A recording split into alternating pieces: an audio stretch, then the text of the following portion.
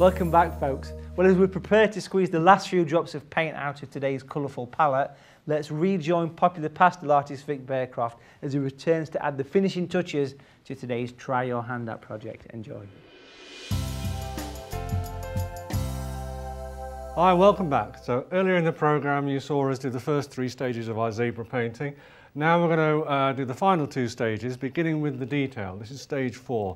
Most of the detail on the zebra, of course, is black and white. Now, we have the black paper, we've discussed that, so what we need to do first of all is use the white hard pastel to bring out some of the white stripes, the ears and so on. So I'll start with the ear, this area, and just get the white tip of the ear. Now, you don't have to use a very sharp pastel for this, because there isn't that much fine detail really, so I'm using a kind of rounded corner, which is detailed enough. And I'm going to put a little bit more white over there than I think I need, simply because, as I said earlier, the black will absorb so much colour. So it's important to concentrate on more or less the highlights. Remember, this is a painting that relies not so much on detail, but more on the dramatic atmospheric highlights. So we'll get the shape of the ear in first, and then just give it a little firm stroke, rather than rub it fiercely. Squint at it, make sure you can see it. That's always a good tip. If you can't see your highlights too strongly when you squint, it usually means it's not strong enough. So we'll do this here, just concentrating on the highlighted areas. We've got to have some shadow somewhere, and I think the light in this one is obviously coming from the top left-hand side, so this side is going to be in shadow, this side more in highlight, so that's where we'll concentrate our white stripe detail. Now we'll do a little bit into the mane. Again, you can make this a little bit tidier than the first time round, but don't get too bogged down in detail. So just a few little strokes to indicate that it's fur. Stroke it upwards and give it a little firm rub with the finger, just to push the pastel into the paper. Keep it fairly soft. And then we'll let it fade out towards the end. Remember, you can interpret this photograph any way you like. You don't have to do a photographic reproduction of it. It's often better if you don't anyway. Just make it your own. So concentrating on highlights again. If you manage to figure out from the photograph or from seeing the zebra in the zoo which way the fur is growing, that will help. Because if you get the marks following the line of the fur pattern, then that will give you almost extra realism without thinking about it too much. So we know that the fur will go down the neck slightly at an angle like this. Not too strong underneath. I want to keep some of that brown colour for the highlight, but mostly on the top of the neck where the light is strongest.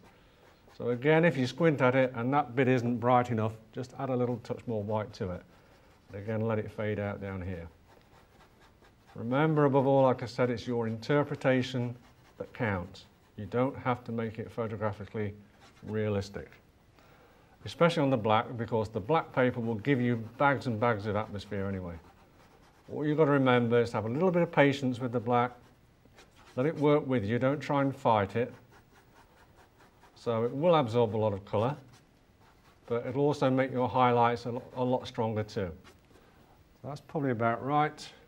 And then we'll work around the face here. This highlight is catching the side of his face, around the temples, just below the ears, and then down into his cheek. Because that's a lot more rounded, then we are going to catch quite a bit of light on that part. So again, make it a little bit stronger. And just sketch it in. This is, after all, a pastel sketch, not a painting.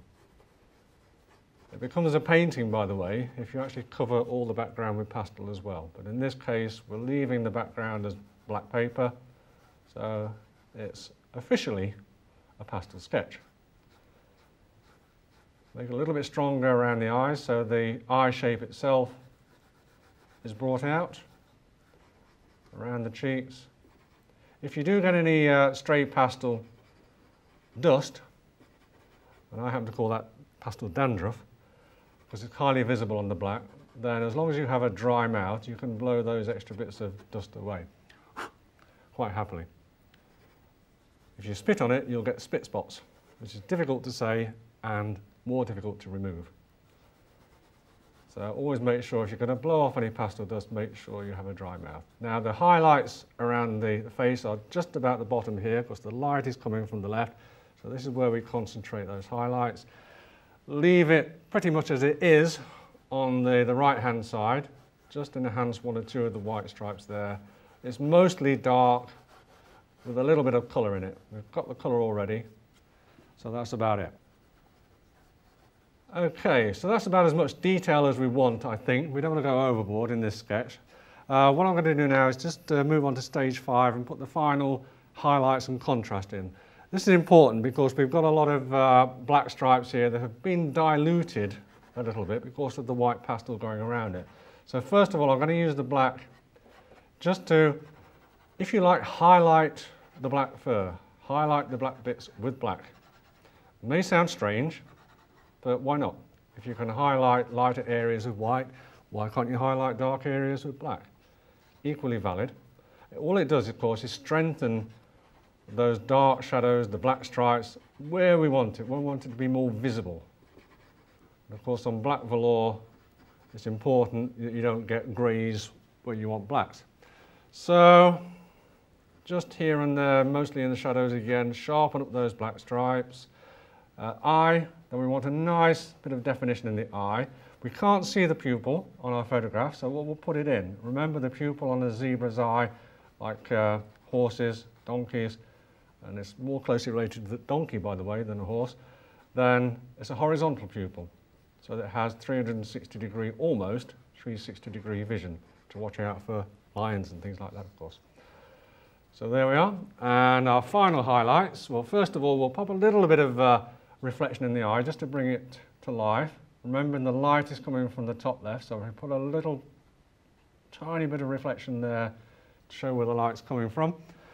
And our final highlights, well, obviously we want on the white areas a nice bright highlight. So I'm going to go back with the white again just to lift it off the background around the edges where the light is the strongest, which will bring the shape of the jaw more into focus, and also the shape of the muzzle down here, maybe a little bit of a highlight on his mouth.